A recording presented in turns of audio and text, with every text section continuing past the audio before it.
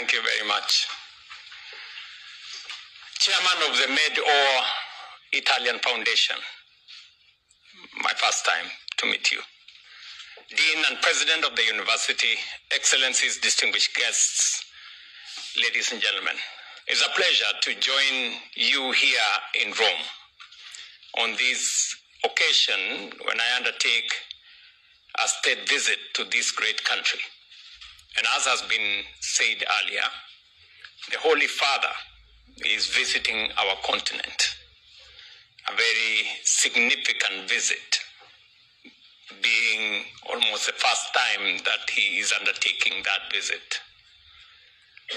And it coincides with my very first appointment of an ambassador to Vatican,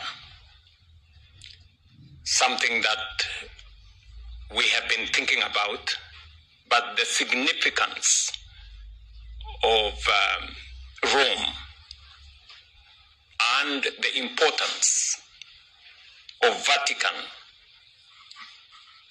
for the Catholic fraternity and for Kenya is the backdrop of my visit here.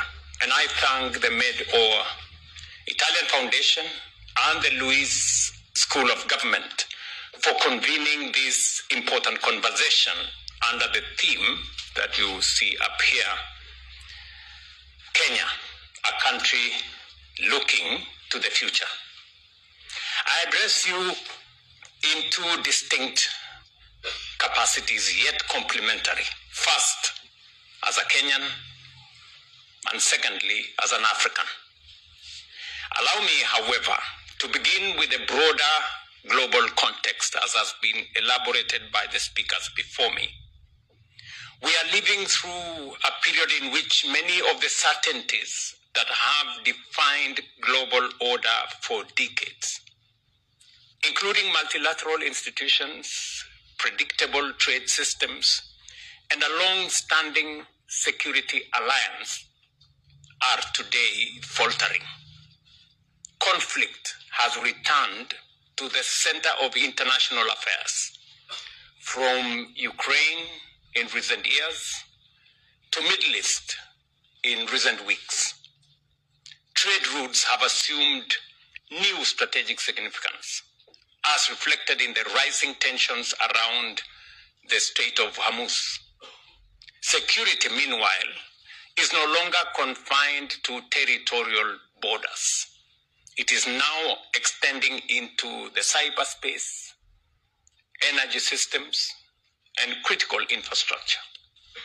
At the same time, technological change is advancing at a pace that governance systems are struggling to match. Climate pressures are no longer projections.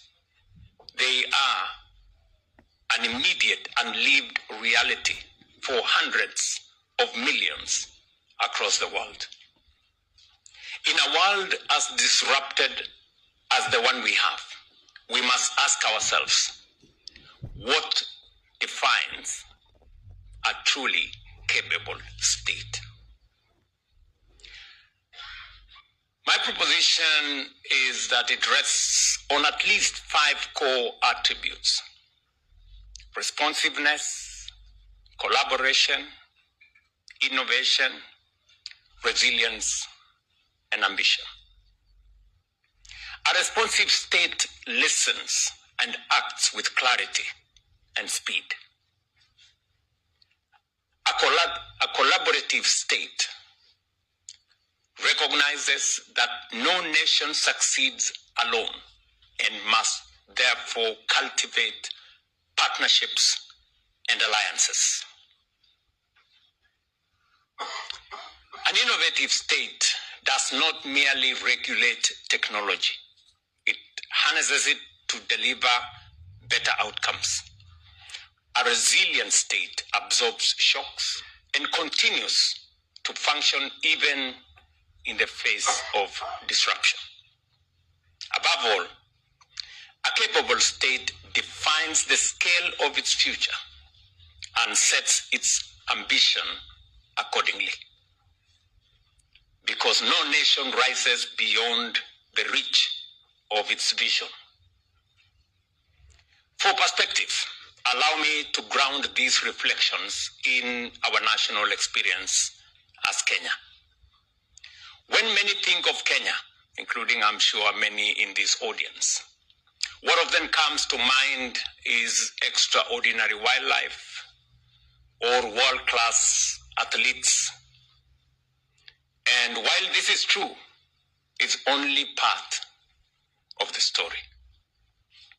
Kenya is indeed a land of remarkable beauty, the cradle of humankind, and the origin of wonder.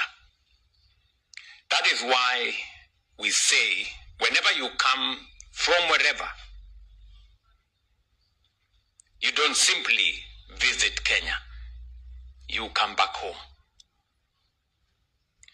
But Kenya is far more than this. It is a dynamic, forward-looking nation at the center of Africa's transformation.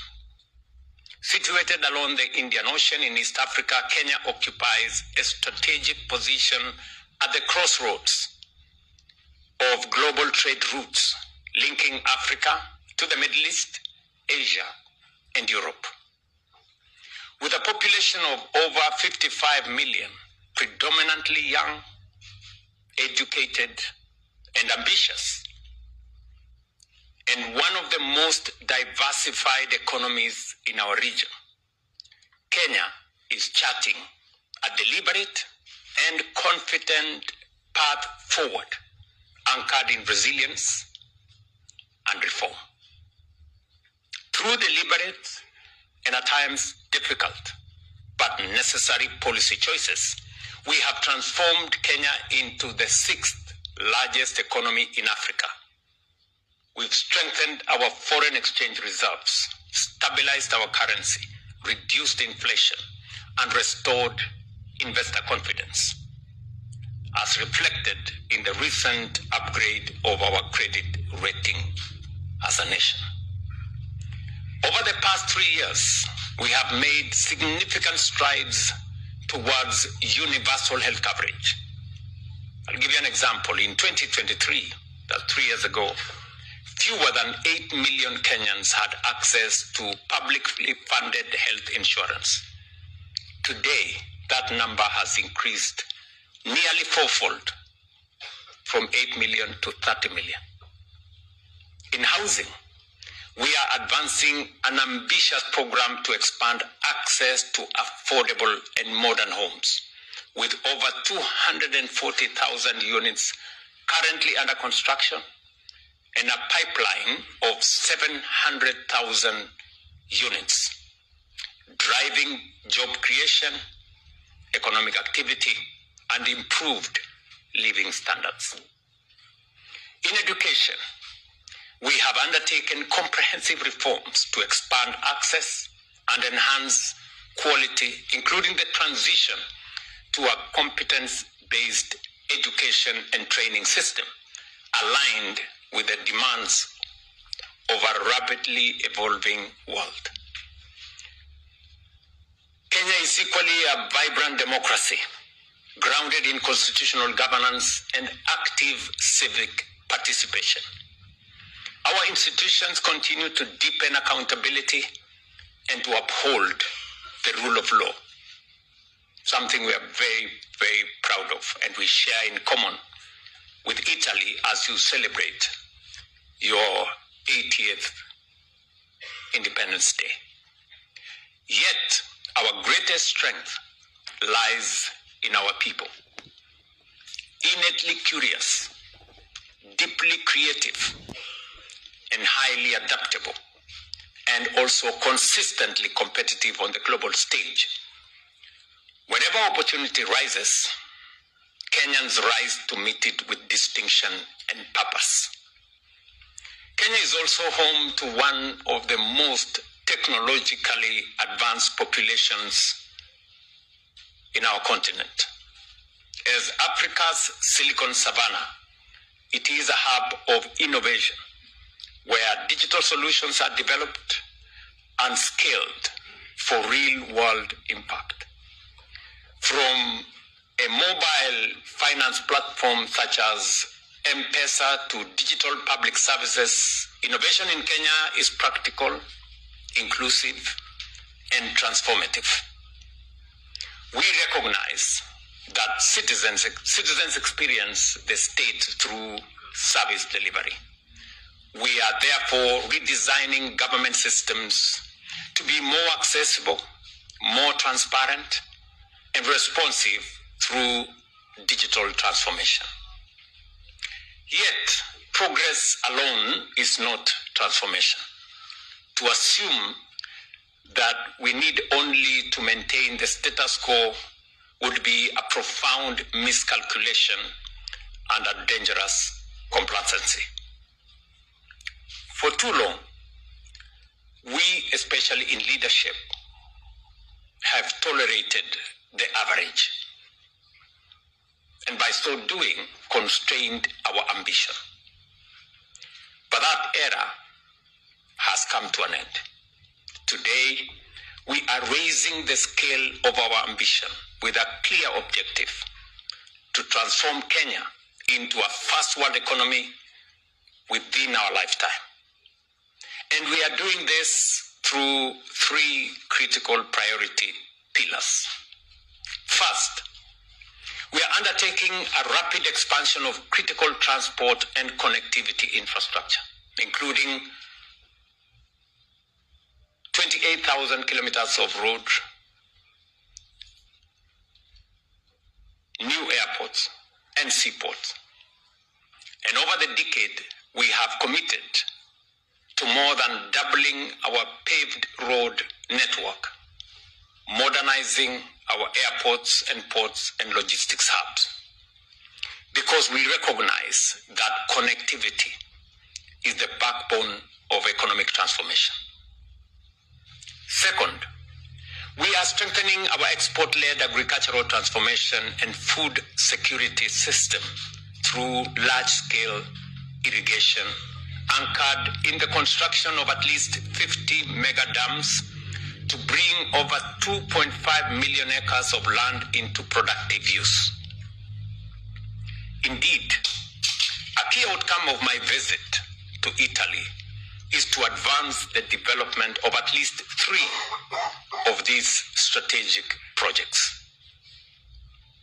Third, we are working to more than triple our installed electricity capacity within the next 7 years to uptake modern technology, power industrial growth, and sustain economic expansion. Industrialization requires energy that is reliable, affordable, and sufficient to match the pace of enterprise. To deliver this ambition, we are adopting innovative financing models anchored in partnership. We are identifying commercially viable public projects and working with both domestic and international private sector partners to bring them to fruition, creating a genuine win-win outcome, sustainable returns for investors, and improved services for citizens without necessarily imposing additional strain on public debt or taxation. Public-private partnership has become a cornerstone of our development paradigm. Through our National Infrastructure Fund and Sovereign Wealth Fund, we are mobilizing public and private, domestic and foreign capital for finance, especially for major priority projects. And we have a portfolio of close to 40 billion euros of projects over the next 7 years. Mr. President, distinguished guests, Kenya's national aspirations are inseparable from the destiny of Africa. Our progress cannot be secured in isolation. It is fundamentally linked to the advancement of our continent as a whole. For Kenya to move forward, Africa must advance. For Kenya to realize its full potential, Africa must not remain at the margins of global order. In fact, Africa must stand at its forefront, shaping its direction and defining its future. It is from this standpoint that I want to advance issues that bear directly on Africa's place in international system and on the evolving dynamics of global geopolitics. The first point I wish to make is this: Africa is resolved to take full ownership of its destiny and to shape its future on its own terms. It is the reason why we made a decision as leaders in this continent to reorganize the Africa Union. And colleagues in the continent gave me the assignment to work on the reform of the Africa Union. And we are doing so in many ways. We are doing so by deepening intra-Africa trade, expanding manufacturing, and accelerating value addition across our economies. Africa is not merely the next frontier of global trade and investment. It is one of the defining opportunities of our time. Through the Africa Continental Free Trade Area, we are unlocking a single market of 1.4 billion people with a combined GDP of $3.7 trillion. According to the World Bank, Africa Continental Free Trade Area has the potential to increase Africa's exports by over $560 billion by 2035, with substantial gains in manufacturing and industrial goods. For partners such as Italy and the European Union, this represents a strategic opportunity. The EU is already Africa's largest trading partner, accounting for up to 30% of total trade, with volumes exceeding 400 billion euros annually. Yet, and I say again, yet, much of this trade remains concentrated in raw materials, an imbalance we must urgently address together. Now, today, manufactured goods account for less than 20% of Africa's exports, compared to over 70% in more industrialized regions. This is why, across the continent, and certainly in Kenya, we are investing in infrastructure to support industrialization, including industrial parks, special economic zones, and regional value chains to build a competitive manufacturing ecosystem. In Kenya, manufacturing is set to increase to 15% over the medium term. Across Africa, manufacturing output currently valued at around $500 billion has the potential to exceed $1 trillion by 2030 with the right investment and with the correct partnerships. This is where we see the future of Africa's partnership with Europe and the wider international community. Not as a relationship defined by extraction, but by co-production and co-creation. We seek partnership that invests in production within Africa, creating jobs in our continent, and delivering sustainable returns for investors and for everybody. When we create jobs in Africa, we expand markets, we strengthen stability, and reduce the pressures associated with illegal migration. Each year, for numbers, up to 12 million young Africans enter the labor market, yet only about 3 million formal jobs are created. The implications are clear. Millions are left in informal, low productivity, and often precarious employment, with nearly 96% of unemployed youth in informal sector, and many still living in poverty. This is not merely an economic concern. It is a social and a political imperative.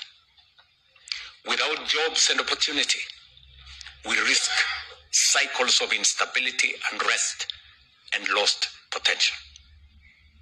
By investing in manufacturing and value addition, we lay the foundation for large-scale job creation. Industrialization remains the most viable pathway to absorb our growing workforce, raise incomes, and build resilient economies. It is how we convert demographic pressure into a demographic dividend. If we get this right, Africa's youth will not constitute a burden on the global system. They will be an asset, one of its greatest engines of growth, innovation, and shared prosperity. That is the opportunity before us, and that is the future together we must build. This is why Africa's demographic trajectory matters, not only to Africa, but to the world. By 2050, 1 in every 4 people globally will be living in Africa. This is not simply a demographic projection. It is a defining reality for global demand, supply chains, and economic growth. The question is not whether Africa will shape the future, but whether we will build that future together.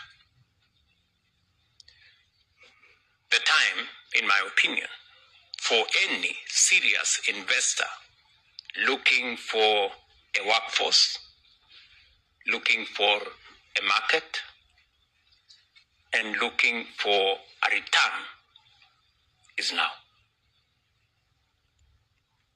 This is a time to invest in Africa. However, for Kenya and for Africa more broadly, to fully realize this potential, we must acknowledge that the current global financial architecture does not work equitably for all.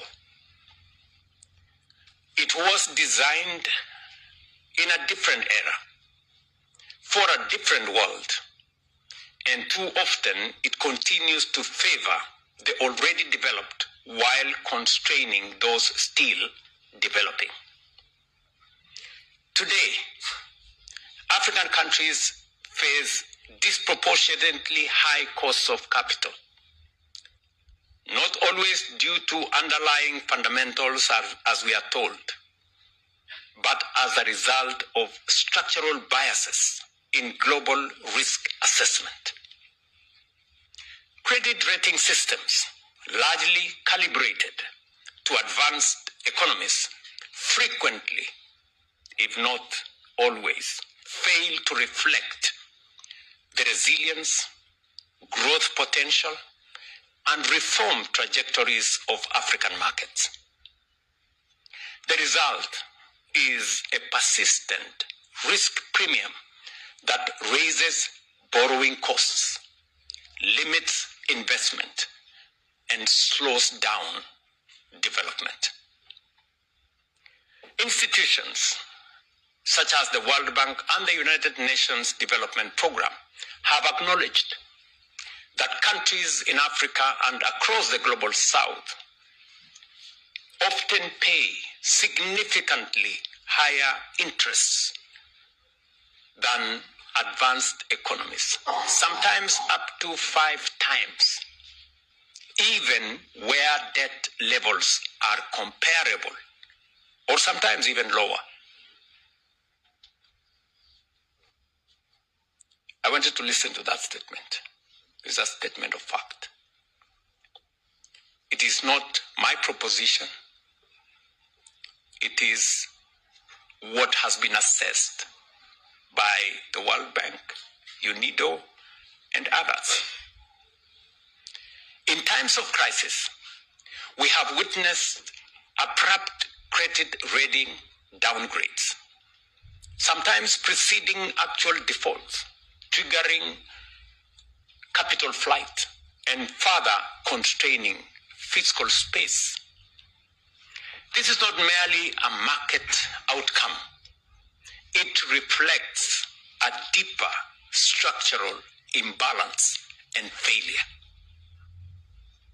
More than ever before, a more just, balanced, and responsive global financial system, one that recognizes both risk and opportunity, one that reflects not only past performance, but future potential, and one that expands access to affordable capital rather than limit it. That system, ladies and gentlemen, is an absolute imperative now.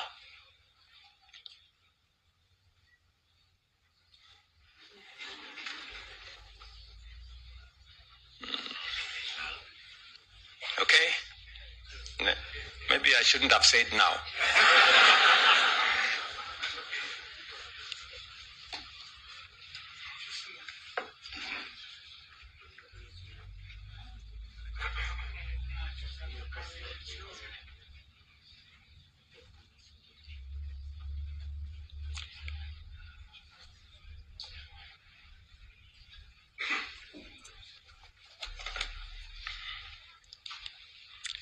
Okay, somebody is working on something. Just wait for a minute. I think somebody's.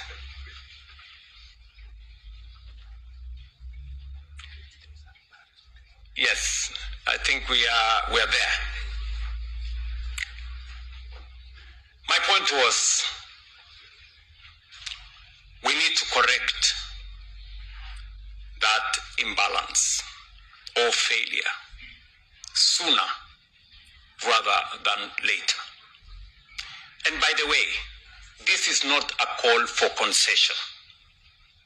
It is a call for fairness, for accuracy, and for a system that is truly global in design and outcome.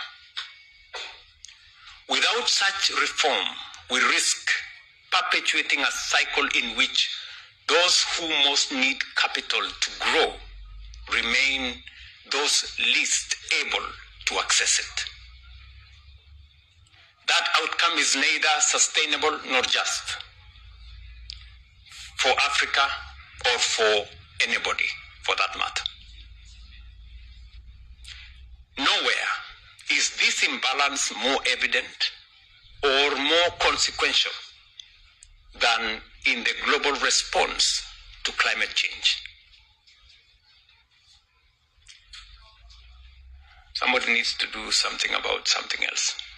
We need the energy of African countries.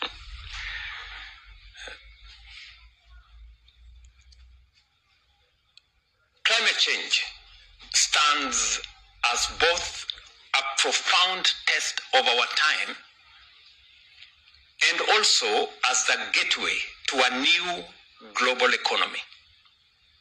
Across Africa, climate-related shocks are eroding between 3 to 5% of our GDP, draining public resources and reversing hard-won development gains. Yet within this challenge lies significant opportunity. Climate action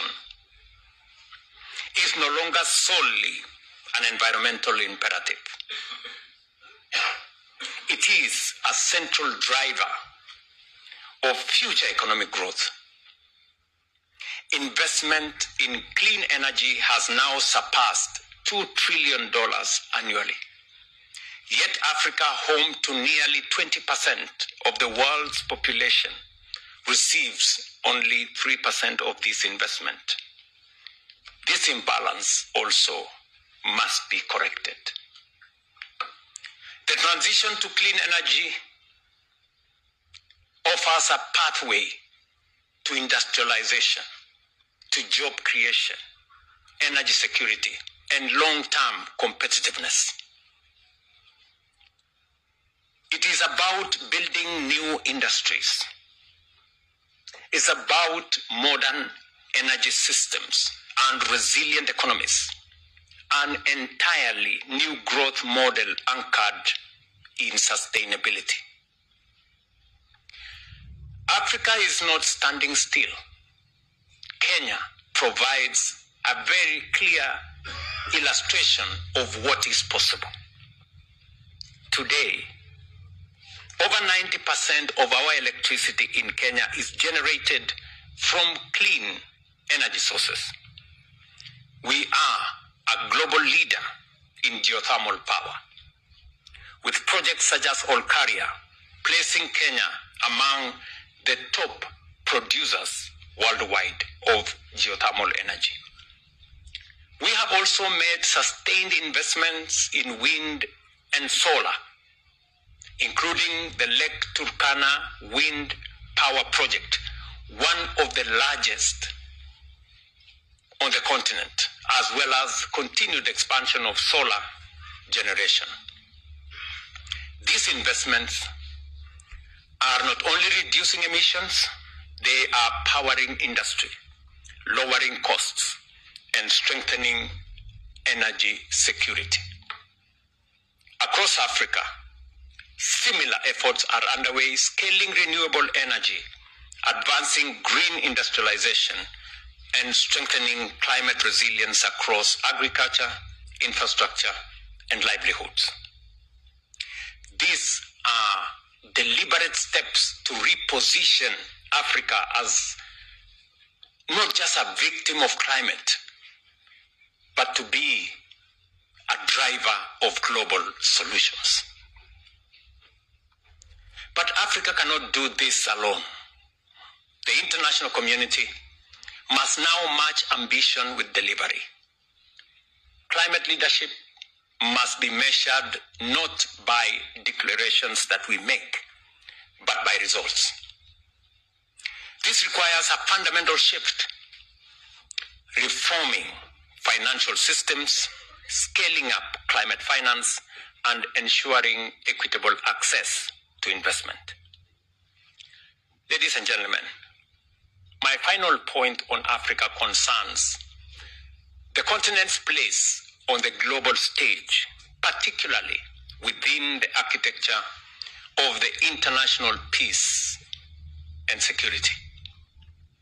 For decades, the world has relied on a framework designed to preserve international peace and security, prevent conflict and aggression, particularly among major powers, to enable collective action when peace is threatened, and to uphold the responsibility of leading nations as custodians of global stability. That framework has served the international community so far. Yet, today, we all know it is under significant strain. What clearer evidence of dysfunction can there be than a system in which those entrusted to underwrite global peace and prevent aggression are themselves accused? What clearer signal do we require than a world that appears to be drifting towards an order defined not by rules, but by might. A world where the strong act with impunity, while the broader international community, including the United Nations, have no recourse. It is for this reason that Kenya, together with the rest of Africa, are right in calling for urgent reform of the United Nations, more particularly the United Nations Security Council, to ensure that it is fit for purpose and it reflects the realities of today. We cannot, in good conscience, speak of a truly united nations when the voice of 54 African countries remain absent from the highest table of decision making on global peace and security development decisions without the benefit of insights and ideas of 54 African nations. Africa must, as a matter of principle and justice, have a permanent representation at the United Nations Security Council. This is neither a concession nor an act of affirmative action. It is a necessity for the legitimacy, the credibility, and the effectiveness of the United Nations itself. We must recall the solemn commitment that gave rise to the United Nations 80 decades ago, which said to save succeeding generations from the scourge of war, which twice brought untold suffering to humanity. That commitment, never again, was not a mere slogan. It was a covenant with humanity. I wish to reiterate the following.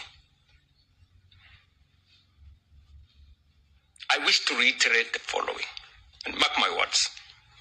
When power begins to outweigh principle, when established norms lose their authority, when might is allowed to define right, and when the international community stands divided or paralyzed in the face of aggression, we move dangerously close to the precipice of global disorder and anarchy.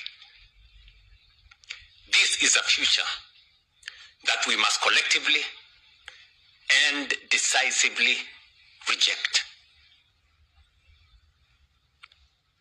Distinguished ladies and gentlemen, I was invited to speak about Kenya, a country looking to the future. I chose also to speak about Africa, a continent looking beyond. I did so because the two journeys are inseparable. Our challenges are shared, and so too are our opportunities. Today, both as a nation and as a continent, we are ready to confront our challenges with honesty and ready to take responsibility for shaping our future. And Africa is going to do its part. What we ask of the world is straightforward: partnership and solidarity. Partnership that recognizes our potential, and solidarity that translates ambition into action. When we succeed, the future we are shaping will not belong to us alone. It will not belong to the few, nor the mighty and the powerful. It will belong to all. And that is a future worth building.